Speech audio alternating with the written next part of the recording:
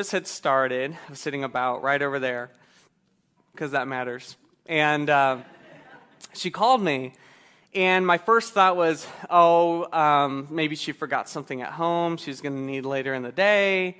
And I was half tempted just to wait till the service is over to call her back. But I looked down, and I saw an urgent text message, call me back, and it didn't say please, so I knew that it was serious. And so I stepped out, I gave her a call back, and she said, there are 2 lines. And she was not talking about the dreaded COVID test, she was talking about the pregnancy test that she took that morning. And ready or not, Natalie was on her way. It was such exciting news to receive that day, but it's terrifying, and also I have to come back into church and, keep that a secret. Like, it's a very weird thing to experience. Because it's all about me. I didn't know if you knew that. This message is going to be about me. When God calls us to something, when He opens the door, He gives us excitement, grace, and determination to start preparing the way and blazing the trail ahead of us, even when we don't know what to expect. Esther is an example in the Bible of someone who experienced ready or not. Esther was an Israelite exile in Babylon, orphaned and raised by her uncle. She was chosen by royal decree to be prepared and presented to the king Xerxes as potentially the next queen of Babylon. Now that's a lot to unpack. She was in a foreign land, her parents had passed away, she was raised in her uncle's family, and she was forced to enter a beauty pageant to potentially become the next queen in a country that wasn't hers after the first queen was kicked out. Talk about feeling unqualified. And yet somehow she won the king's favor over all of the other young women and became Queen Esther. Now that seems impressive, but how could that be beneficial? How could that be God's plan for her life? Well, it turns out that one of the king's closest advisors, Haman, was planning the demise of the Israelite people, her people. He planned to eradicate them behind the king's back, and he had tricked the king into signing a decree to end them. When Mordecai, Esther's uncle, heard about this, he immediately went and told Esther about the evil plan, and he encouraged her to do something about it. Then he said something that we can all take a hold of, Esther 4:14. Who knows if perhaps you were made queen for just such a time as this? And what was Esther's response? Then Esther sent this reply to Mordecai, go and gather together all the Jews of Susa and fast for me. Do not eat or drink for 3 days, night or day. My maids and I will do the same. And then, though it is against the law, I will go in to see the king. If I must die, I must die.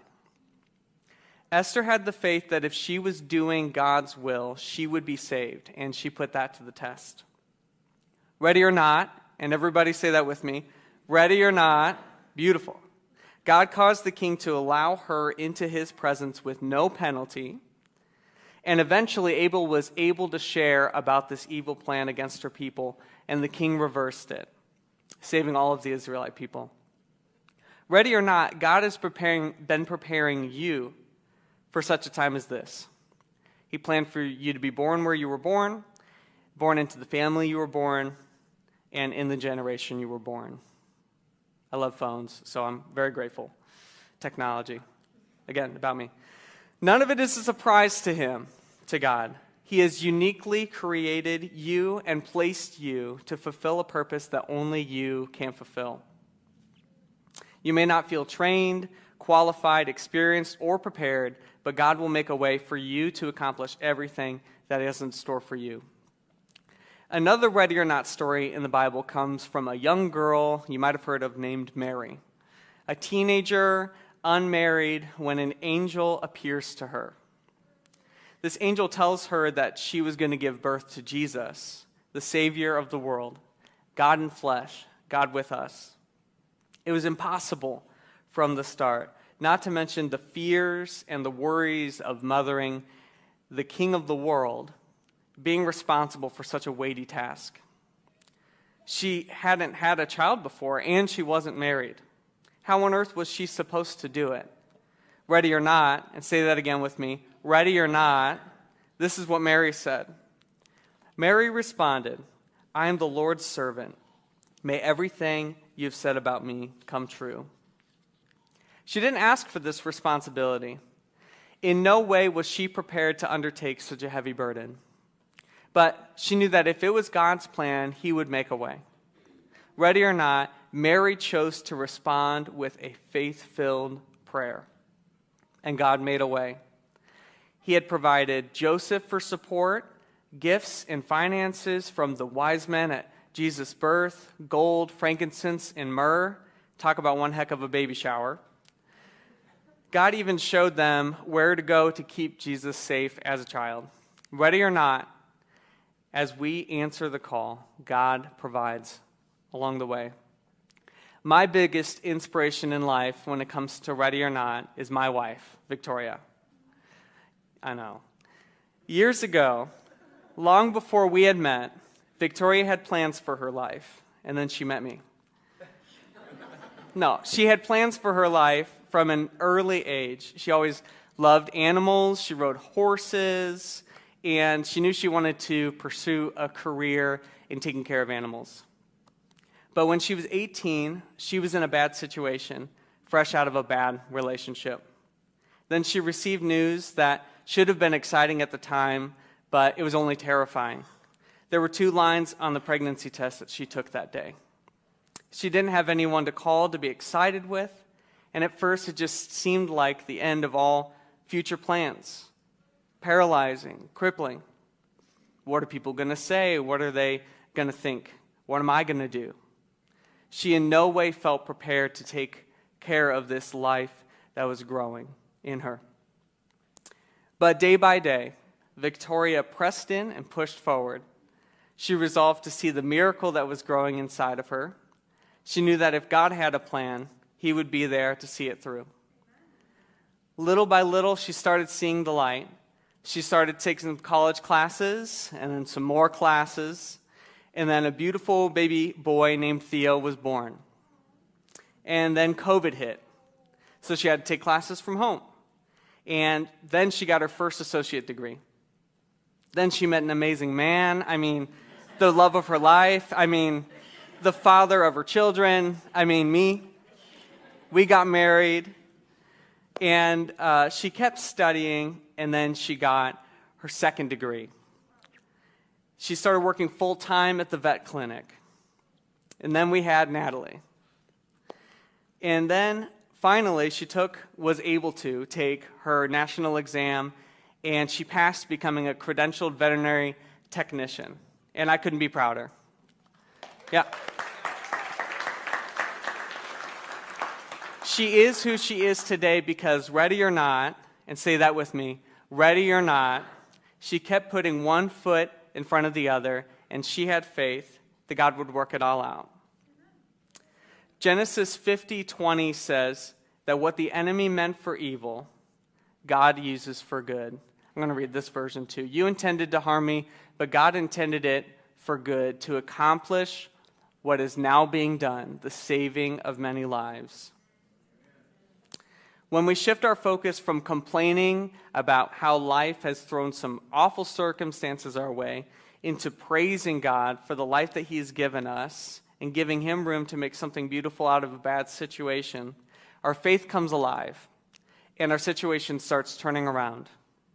We begin to see things differently. We aren't reacting to life anymore. We're actually being proactive. In the game of hide and seek, you guys already know this, I've heard you say it today, the phrase ready or not is followed by, perfect, here I come. Whether the people hiding have found their spots or not, the time is up and whoever's it starts to move around. Can I tell you this morning, you're it.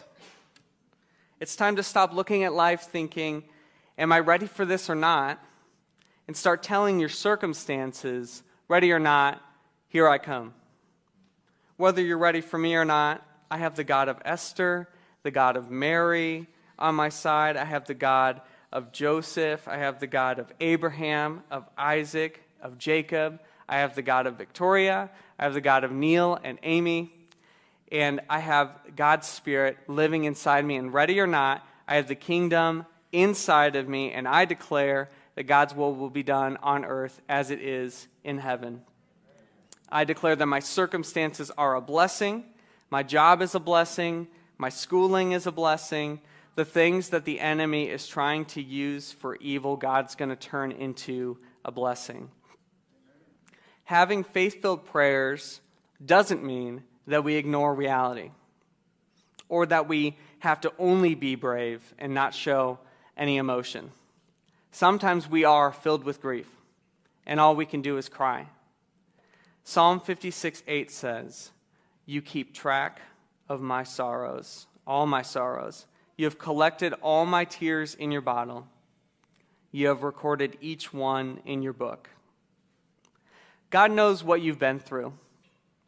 When Jesus was doing his earthly ministry, a close friend of his, Lazarus, had died and was buried.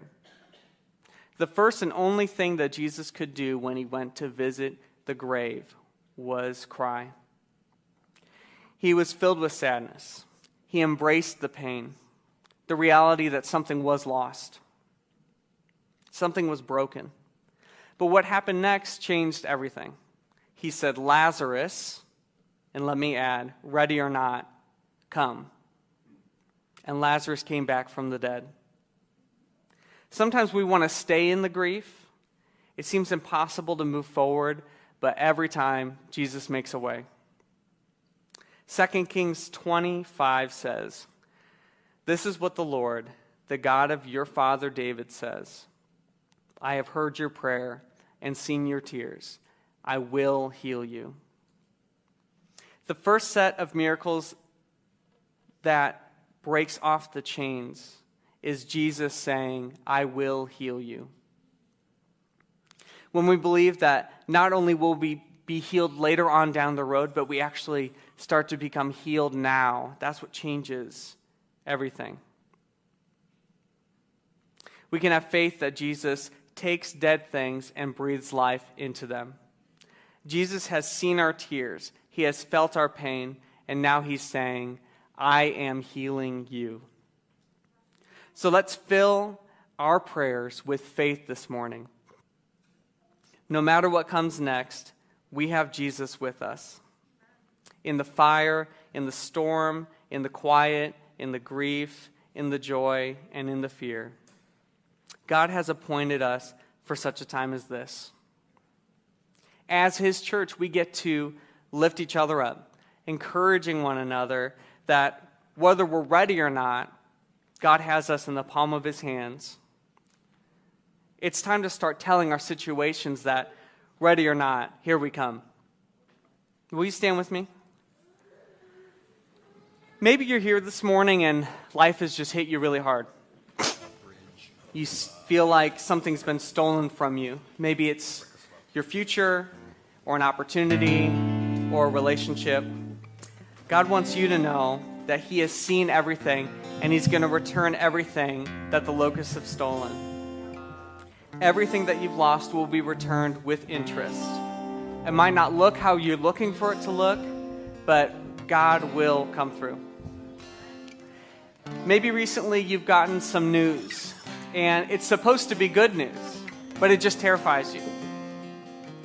God is going to show you that he's going to change your life once you take the first step.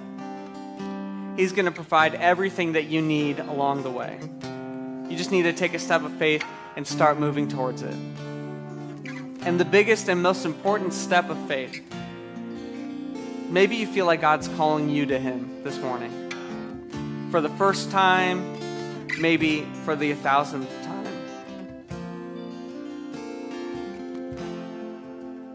You feel like he's calling you back to him. He wants to remind you that he is the good, good Father, and he wants you to run to him. He wants for us to surrender to him wholeheartedly this morning, and we can start fresh with him. So, if any of those things hit home with you this morning, would you raise your hands? Yeah.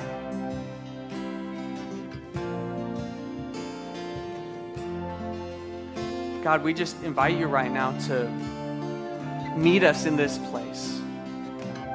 Might not feel like we're ready to let you into an area of our life. We might not feel like we're ready to take that next step, but you're telling us, I am healing you right here, right now. You meant for us to be here this morning, God. This was your plan. So we just step in right now to your presence. And we choose to respond to you, God. God, and as we respond to you, as we sing to you, we trust that chains are going to fall off, that you're going to give us a feeling of family, of closeness, drawing us into your heart. That you'll show us that you've given us all the power and the authority that was given to you. We sing the rest of this song to you, and we thank you for blessing us. For all the people who've gone before us to give us examples, but God, that you're going to make examples out of us for your kingdom right here, right now. So we just give this to you.